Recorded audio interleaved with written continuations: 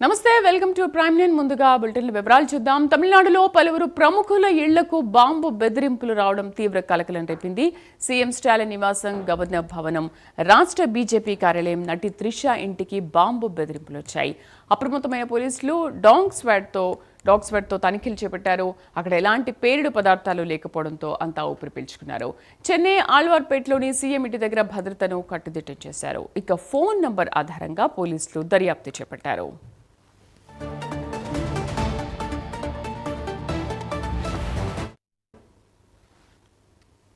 తమిళనాడులో పలువురు ప్రముఖుల ఇళ్లకు బాంబు బెదిరింపులు రావడం తీవ్ర కలకలం రేపింది. సీఎం స్టాలిన్ నివాసం, గవర్నర్ భవనం, రాష్ట్ర బీజేపీ కార్యాలయం, నటి త్రిష ఇంటికి బాంబు బెదిరింపులు వచ్చాయి. అప్రమత్తమయ్యారు పోలీసులు. డాగ్ స్క్వాడ్తో తనిఖీలు చేపట్టారు. అక్కడ ఎలాంటి పేలుడు పదార్థాలు లేకపోవడంతో అంతా ఊపిరి పీల్చుకున్నారు. పూర్తి సమాచారాన్ని మా కరెస్పాండెంట్ రవివర్మ అందిస్తారు. రవివర్మ. శ్రీదేవి, తమిళనాడులో బాంబు కలకలం ఇది రెండవసారి కలిగింది.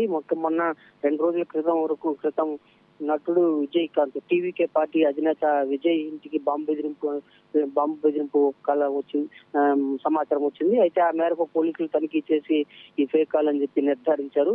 అలాగే మరోమారు ఇవాళ కూడా బాంబు బెదిరింపు కలకలం సృష్టించింది. ముఖ్యంగా కమిషనర్ ఆఫీస్ కి బాంబు బెదిరింపు ఫోన్ కాల్ రావడంతోనే అధికారులందరూ కూడా అప్రమత్తమయ్యారు. ముఖ్యంగా అంటే తమిళనాడులోని సీఎం స్టాలిన్ ఇంటికి, అలాగే రాజ్భవన్ కి, అలాగే నటి త్రిష ఇంటికి, అదే కాకుండా బీజేపీ కార్యాలయానికి కూడా బాంబు పెట్టామని చెప్పేసి ఆగంతుకులు ఫోన్ లో సమాచారం ఇచ్చారు. ఆ మేరకు అప్రమత్తమైన పోలీసు యంత్రాంగం పూర్తిగా ఈ సమాచారం అందుకున్న వెంటనే భద్రతా సిబ్బంది, పోలీసు బలగాలందరూ కూడా పూర్తిగా క్షుణ్ణంగా తనిఖీ చేశారు. అయితే తీరా ఇది ఫేక్ కాల్ అని తేలడంతో ఈ సమాచారం ఎక్కడి నుంచి వచ్చింది, ఎవరు చేశారు, ఏమనే దిశలో ఫోన్ నంబర్ ఆధారంగా దర్యాప్తు అయితే చేస్తున్నారు పోలీసులు. ముఖ్యంగా అంటే కరూరు ఘటన నేపథ్యంలో ఇవాళ కరూరు ఘటన మీద కోర్టులో ఒక తీర్పు వచ్చే అవకాశం ఉంది. ముఖ్యంగా అంటే విచారణకు ఆదేశించాలా, ఎలాంటి విచారణ చేపట్టే అవకాశం ఉంది. ఈ నేపథ్యంలోనే ఇలాంటి ఫేక్ కాల్స్ ద్వారా బాంబు బెదిరింపులు తరచూ వస్తున్నాయి. కరూరు ఘటనలో దాదాపు 41 మంది మృతి చెందినటువంటి ఘటన విదితమే. అయితే దాదాపు 100 మందికి పైగా గాయపడ్డారు.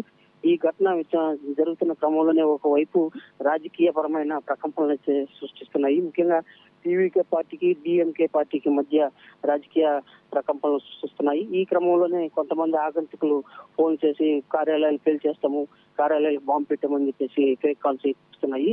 మొన్న విజయ్ ఇంటికి, టీవీకే పార్టీ అధినేత విజయ్ ఇంటికి కూడా బాంబు పెట్టామని చెప్పి బాంబు బెదిరింపు కాల్స్ వచ్చాయి. ఇవాళ ఏకంగా బీజేపీ కార్యాలయానికి, సీఎం స్టాలిన్ ఇంటికి, అలాగే రాజ్భవన్ కి పేల్చేస్తామని చెప్పి బాంబు కాల్స్ వచ్చాయి.